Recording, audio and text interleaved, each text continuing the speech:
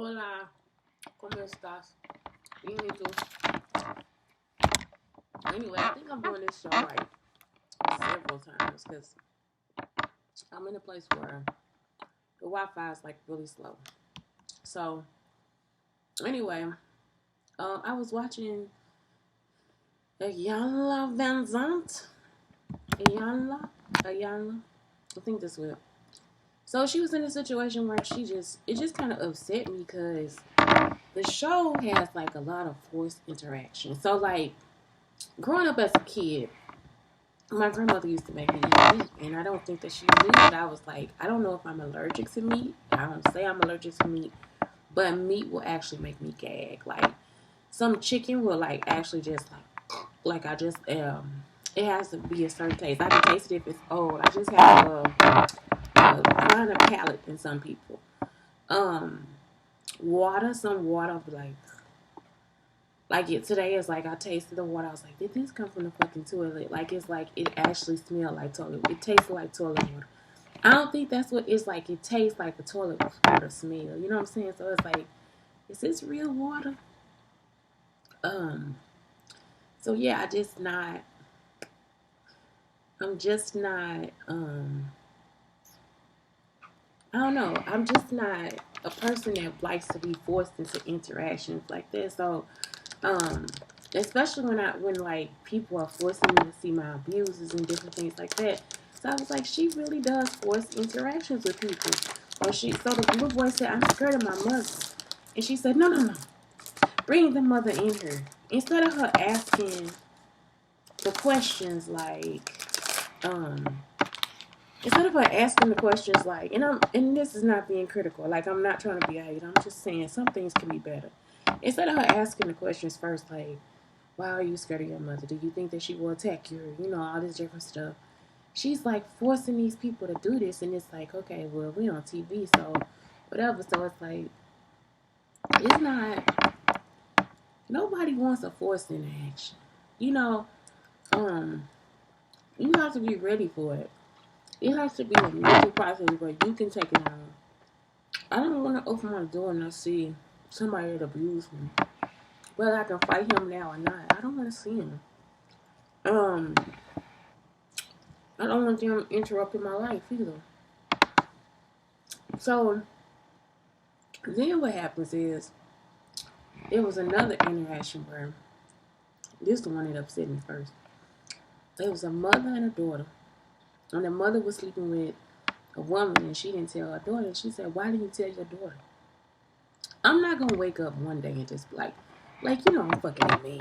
You know what I'm saying? Like I'm fucking that guy over there. You know, it's just not some things we do.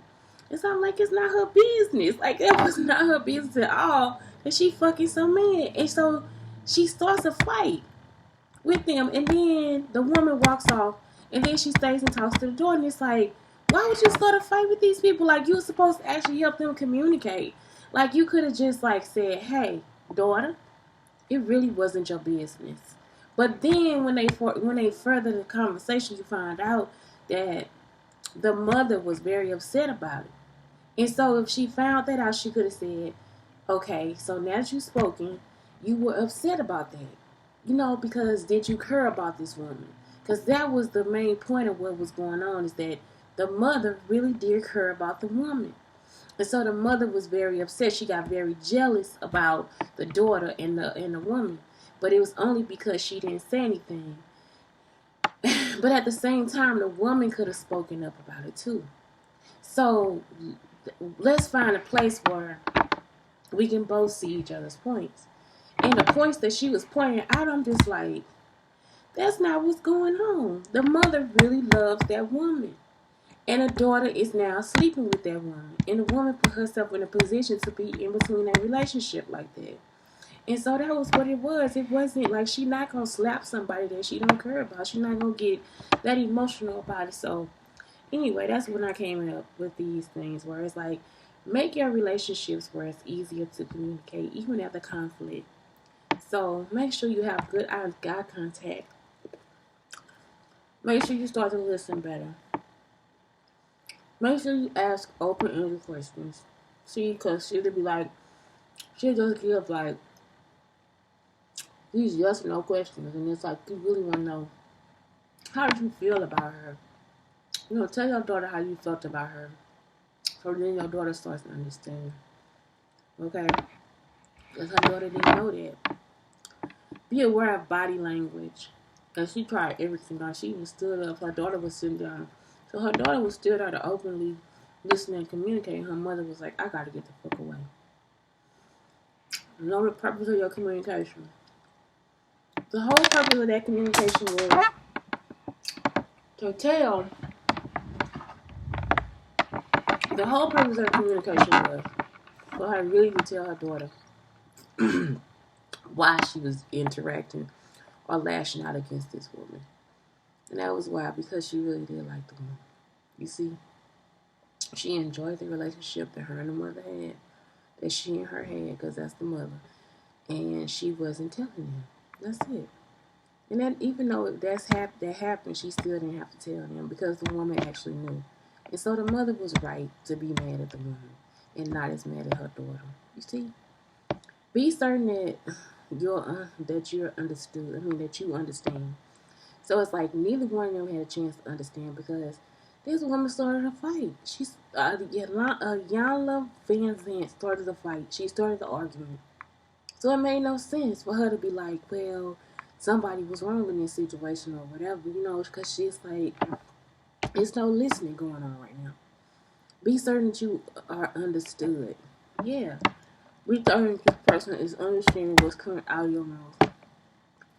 And that you can have empathy towards your feelings. Visually confirm information. So, yes. No. It's hard not to speak when you're upset like that. And make sure you share about yourself. And that was like the whole point of that scene. And it's like, who works for her? Like, what the fuck are you doing? That was useless. That was basically useless information. And you just wasted people's time. Useless. So, then I thought about self-disclosure in a relationship. So, it makes you vulnerable with the self-disclosure. And if you don't want to self-disclose, then it causes your relationship to deteriorate. And it was like a chance for her to say, okay, listen, that's not something that I have to disclose to you, but this is how I felt about what was going on.